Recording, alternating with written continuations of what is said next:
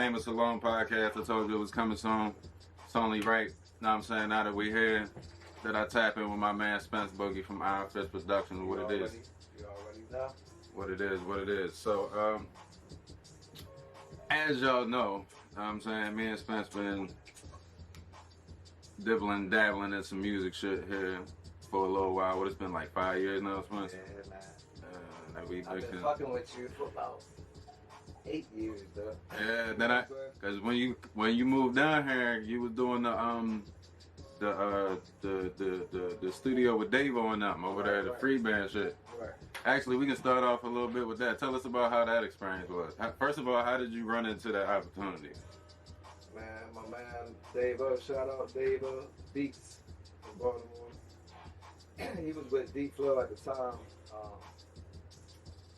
Man, he just ended up putting me in the right position as far as, like, you know, being in the right spot at the right time type shit. Word. And man, they just fucked around and opened that door, and you know, free bands was in the building. Fucked me all up. It really changed my life and the perception of, you know, he's a regular dude just like us. Talking about Tess or Future?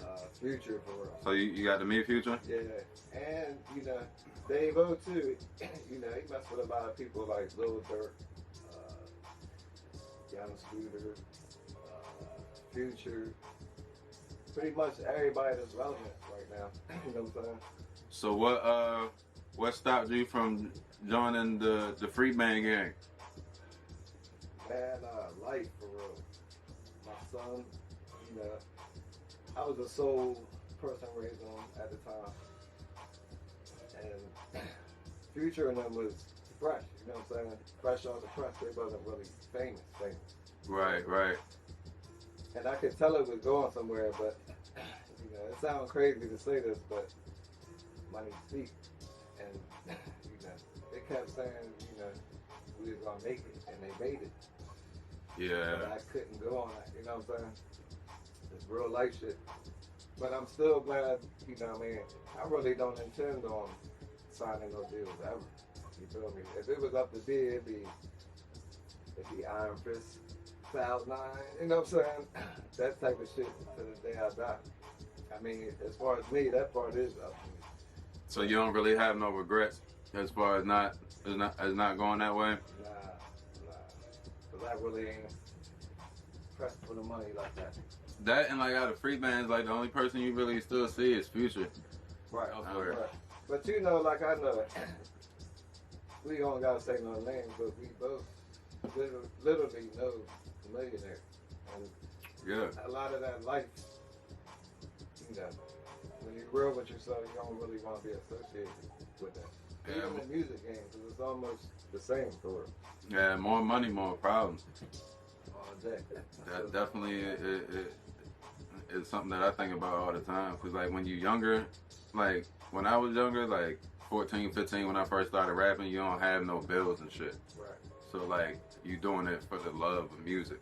You know what I'm saying? Cause you're not thinking about being in debt or paying rent and shit like that. And then once you get over that hump, the 21 through 25, it starts shifting from wanting to be famous to now I want the bread. You know what I'm saying? Right. Like that, and like time also changed. Like back in like the 90s, you could be famous and like it was still an extent to your famous. Like you could still go out to eat with your family and shit. You know what I'm saying? Like it wasn't, everybody didn't have iPhones to pull out. Now it's like you get famous and you had no privacy. Right. You know what I'm saying? So it's like, does anybody really want that?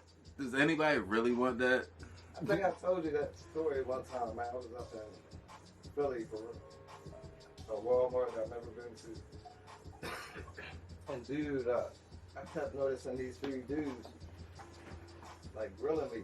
Well, I thought they was grilling me. I told my son, like, you know, fall back. Them niggas hit you with the, yo, ain't you Spence Boogie? Yeah, bro. I knew right then. I even knew before that. This is not me. Yeah, it'd be too much, bro. I don't want to have the spotlight on my face. I don't, you know what I'm saying? I just like chilling for in the background and watching others process. So as far as speaking of Chris, so as far as Chris, did Chris develop his own passion for music, or is it kind of one of them parently things where it's like, is you gonna do this until you figure out what you want to do? I ain't gonna lie, it's in the Lewis blood for real. It literally is. Like all of my brothers, all of my sisters, they either in church singing or you know. Right. Opposite. But all of us is talented. This really what you see now, as far as this and booth and all that. This was a dream from a long time ago. After dealing with music and so many different types of people, I really fell back off of that. But then I decided I'm not gonna let other people ruin my passion for music. So I just really limit who I fuck with. I fuck with the people I really want to fuck with, to be honest with you. So being that Chris is how old? 21 now? Yeah. Being that he's 21, you got kids now. So how much of your music career have you been a father? Has it been all of it? Yeah. All of it. So what advice do you have for people that's trying to be a good father and a good musician? Don't, just like the music game, don't sell your soul. You feel me? And I'm not gonna lie. That money can come and go. Your family member's still gonna be there looking at you like you're crazy when you back in the hood broke in that contract. You know what I'm saying? That and you know. But see, I really don't consider it selling my soul because I hate to say this, I'm a godly person, but I like thug music. Right. Likewise, it's crazy. Like it's like it does it. I don't know, man. I'm not even gonna front, even knowing the message is. Right. It's like I gotta hear that. I can only listen to it from certain people. Like when Lil Durk say some gangster shit, it's cool. When Pooh Shiesty say some shit, I don't want to hear it. You know what I'm saying? Like it's like you got to mix it up for me. But I'm saying, he got Pooh Shiesty be going. Don't get me wrong, but like. That nigga just has no positive message at all. At least Dirk will tell you, like, nigga, you kill a nigga. He'll tell you about the time in prison, too. He'll tell you about that part. Pooh Shiesty just act like that shit is... Shout out to Lil Baby, man. Nigga that made it out and ain't still glorifying that shit. Shout out to that nigga. Yeah, I give him props. Sure.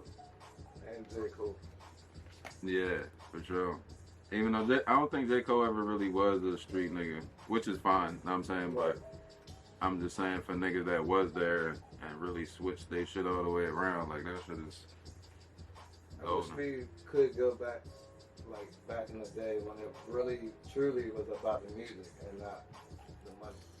That's what really messed the game up, in my opinion. But I'm glad. Honestly, I feel like it's a gift and a curse, because when it was about the music, they was finding broke people that was in the projects and didn't have $1, telling them like, yo, I got this 20,000 for you and you famous. Now I'm saying, not telling you that in 10 years you're gonna owe us X, Y, and Z. So now like niggas is using their own money to make shit happen, so like niggas can't fuck them. So it's like, it's some bullshit because of the music that's coming out, but for black people as a whole, like it's giving us back a say in the economy. You know what I'm saying? So like it's kinda, I don't know. I just wish these niggas would rap about something different.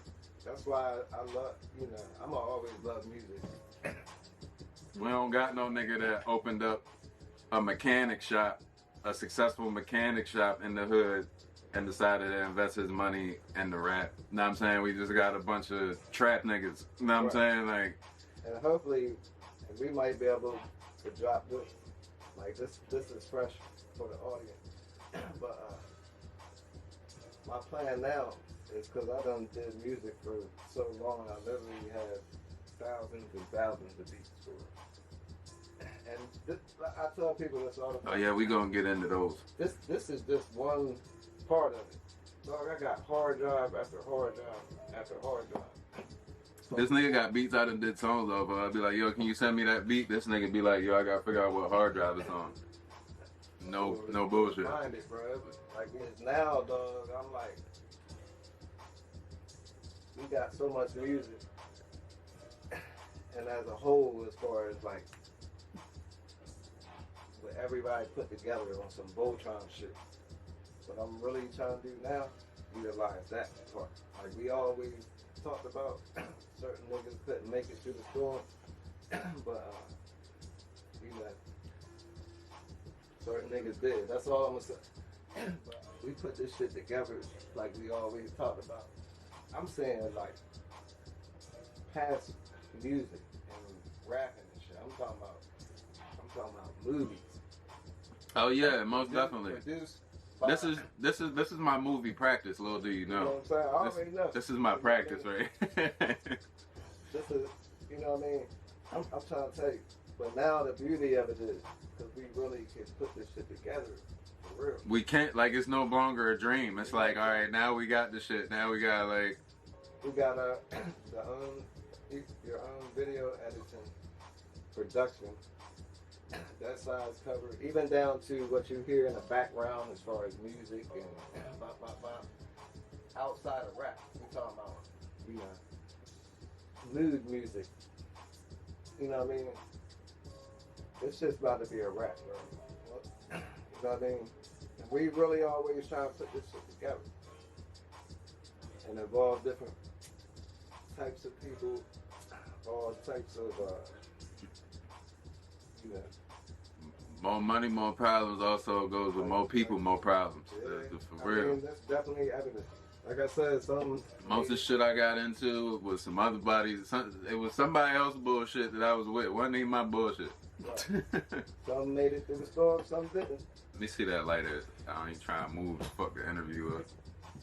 Well, I mean, Or, I don't fucking with people I love. You know what I mean? I never expected to be doing weddings and shit. Like when I first picked up a camera and started doing music videos, I never expected to end up fucking doing that kind of stuff. I'm not gonna lie. But I'm glad I did. I didn't expect it for you either. I'm just being real, but as time went on, I did. Right. I could see the growth. You know what I'm saying? And we both. Because a couple years ago, you be like, yo, see that shit? What? He got fired yet? Dude, I was shooting some other shit. Yeah, shit. Yeah. That's what I'm saying. The growth, bro. The elevation, and being able. That to me, that's the thuggish shit, bro. When you can be a thug and stop thugging, that's the thuggish shit. Right. Because not many can do that. But when you sit back and think about it, that shit is crazy to see a grown ass man, 40, 45, whatever. Worried about the road grabbing his shit. nuts and man, fuck that shit is crazy. Worried about the road shit. And then a lot of niggas, that's all they do is that prison mentality because they get locked up, come out, they don't got no skills, so they can't get no job. You know what I'm saying? Once you 30 and ain't got no work experience, you ain't did shit but go to jail and come home, like, nigga, you ain't get no job, not even at McDonald's. Nigga, 30, you ain't work nowhere at all. We both qualified to say that, bro. I'm from Salisbury, Maryland. I called it out. And Baltimore area, so it's like, you can make it in those two places in Maryland. If I did better at the place that I'm not from, I did more in 5 years at the place that I'm not from than I did the rest of my life where I'm from. Right. Like, proof is in the pudding. You know what I'm saying? Because you started moving on your own. But shit, you got some new beats? Yeah, I got some shit. Put up here some shit.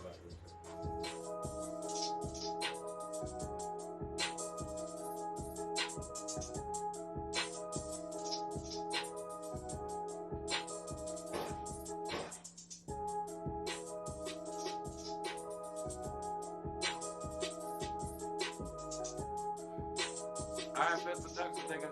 Spence Boogie Beats. I'll at him. Tell him what you charging. What you